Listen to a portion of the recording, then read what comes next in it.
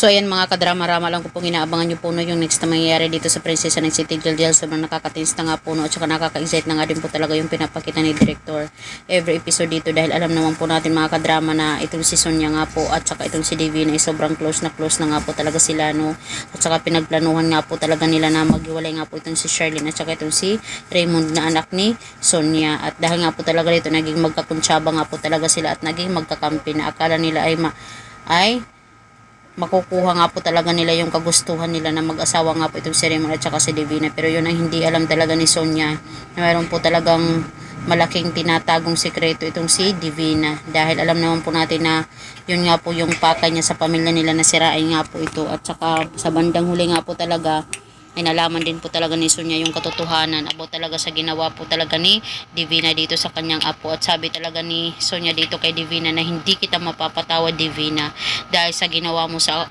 apo kong si Princess. Sana hindi na lang kita nakilala, sana hindi na lang tayo naging magkakampi noon, diba?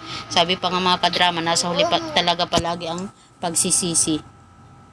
Kaya dahil nga po talaga dito, wala na nga po kakampi itong si Divina, pati nga din po talaga itong si Libby siguro ay hindi na din talaga magiging kakampi niya dahil sa mga kasama na ginawa niya, no?